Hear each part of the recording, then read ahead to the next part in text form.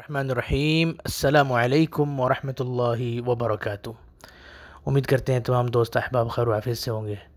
اللہ تعالیٰ آپ تمام کو اپنے حفظ و امان میں رکھے، سب کو خوش و خرم رکھے، سب کی پریشانیاں دور فرمائے۔ آج میں ایک چھوٹا سا لفظ آپ کے سامنے لے کے آیا ہوں، اس کو آپ ذرا سمجھیں۔ یہ جو میں آپ کو ورڈز بتا رہا ہوں، چھوٹے چھوٹے الفاظ آپ کو سکھا رہا ہوں، اصل میں یہ بظاہر دیکھنے میں چھوٹے، لیکن ان کے استعمال بڑی ہی شدت کے ساتھ عربی کے اندر ہوتا ہے، بڑی کثرت کے ساتھ ہوتا ہے، اور یہ کئی الفاظ کے ساتھ جو ہے وہ استعمال کیے جاتے ہیں۔ تو ویسے ایک لفظ آج میں آپ کو بتانے لگا ہوں، تو آپ اس کو ذرا غور سے اگر سمجھیں گے تو آپ کو پتہ چلے گا کہ آپ اپنی روزمرہ زندگی میں جو آپ کو عربی بولنے کی ضرورت پڑتی ہے، اس میں کتنی کثرت سے اس کی ضرورت آپ کو محسوس ہوگی، جو آپ کو اب میں سمجھانے لگا ہوں۔ ٹھیک ہے جی، یہ لفظ ہے خلینی۔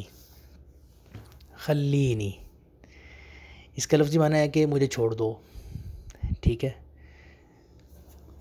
اب یہ جو عربوں کے درمیان میں استعمال کیا جاتا ہے نا، یہ میں آپ کو سمجھاؤں گا کیسے استعمال کیا جاتا ہے۔ مثال کے طور پہ لفظی معنی تو خلینی مجھے چھوڑ دو، لیکن اگر کسی نے کہا خلینی امشی،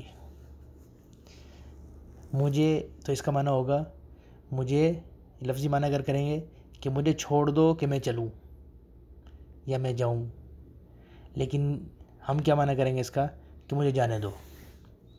ٹھیک ہے، مجھے جانے دو، یا یہ معنی بھی کیا جا سکتا ہے کہ میں جاتا ہوں یا میں جا رہا ہوں۔ خلینی امشی، ٹھیک ہے آپ مجھے جانے دیں، میں چلنے لگا ہوں۔ ٹھیک ہے جی، تو خلینی یہ لفظ ہے، اور اس کے نیچے میں نے 10 الفاظ لکھے ہیں مثال کے طور پہ، کہ جس میں آپ خلینی کے بعد ان کو لگا کے آپ کیسے استعمال کر سکیں گے۔ پہلا لفظ ہے امشی، خلینی امشی، مجھے جانے دو۔ جیسے آپ کہیں کھڑے کسی سے بات کر رہے ہیں تو آپ کہتے ہیں خلینی امشی، چلیں آپ بات ختم کریں، میں چلتا ہوں، مجھے جانے دیں۔ ٹھیک ہے، اسی طرح دوسرا لفظ ہے خلینی امسک، میں پکڑتا ہوں یا مجھے پکڑنے دو۔ ٹھیک ہے، مجھے پکڑنے دو۔ خلینی اتصل، مجھے کال کرنے دو۔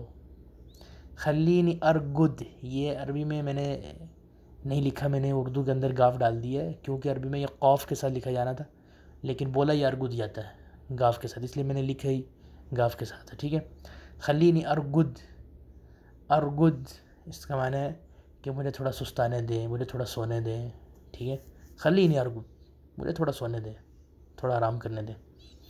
خلینی اکلم، مجھے بولنے دیں، مجھے کہنے دیں۔ خلینی اکلم، مجھے کہنے دیں، مجھے بولنے دیں۔ خلینی اصلی، خلینی صلی، مجھے ذرا نماز پڑھنے دیں یا میں نماز پڑھنے لگا ہوں۔ ٹھیک ہے، میں نماز پڑھ لوں۔ خلینی اتوضا، مجھے وضو کرنے دیں، میں وضو کرنے لگا ہوں یا میں وضو کرتا ہوں، سارے معنی ہو جائیں گے اس کے۔ خلینی اسمع، مجھے سننے دیں۔ خلینی اسمع، مجھے سننے دیں۔ خلینی اشوف، مجھے دیکھنے دیں۔ خلینی اشوف، جیسے کسی نے کہا کہ یار یہ معاملہ ایسے ایسے ایسے، اور وہ فلانے بندے نے ایسی بات کی ہے، تو آپ کہیں گے خلینی اشوف، میں اس معاملے کو دیکھتا ہوں، چھوڑو میں دیکھتا ہوں اس معاملے کو۔ ٹھیک ہے، خلینی اشوف، ایسی کوئی ظاہری چیز بھی اگر آپ نے دیکھنی ہے، آپ کے خلینی اشوف، مجھے دیکھنے دو ذرا یہ۔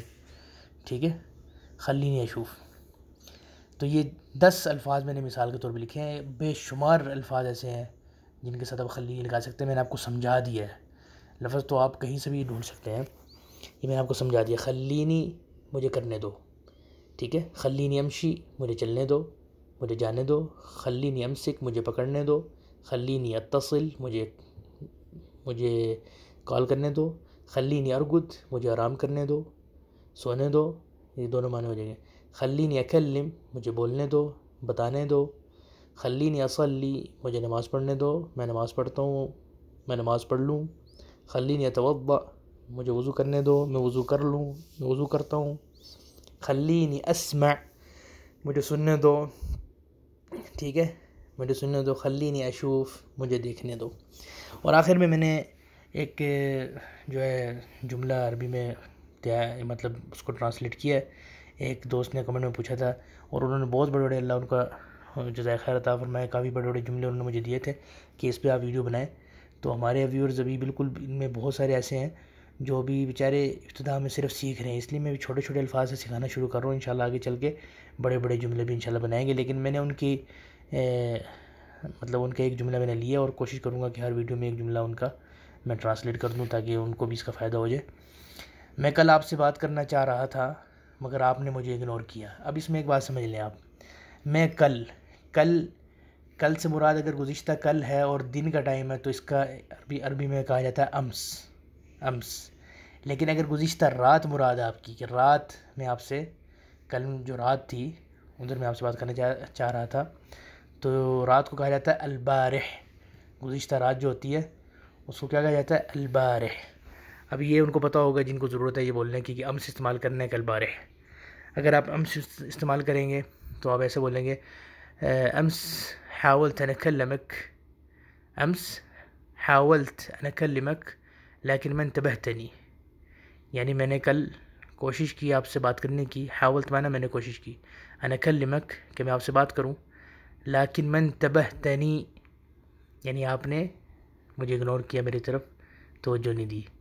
ٹھیک ہے. اسی طرح اگر رات کی بات تھی گزشتہ تو آپ کہیں گے البارح حاولت ان اکلمک لیکن من انتبہتنی. سمجھ آ گئی؟ البارح حاولت ان اکلمک لیکن من انتبہتنی. ٹھیک ہے جی. اسی کے ساتھ مجھے اجازت دیجیے اگلی ویڈیو تک. اللہ تعالیٰ آپ کو خوش و خرم رکھے. اس ویڈیو کو زیادہ سے زیادہ شیئر کریں اور چینل کو سبسکرائب کروائیں، اپنے دوستوں کو شیئر کریں، سب سے کہیں زیادہ سے زیادہ دوست اس سے فائدہ اٹھا سکیں. اللہ تعالیٰ ہمارا یہ کہنا سننا قبول فرمائے اور مجھے اجازت دیجیے اگلی ویڈیو تک کے لیے. السلام علیکم ورحمۃ اللہ وبرکاتہ.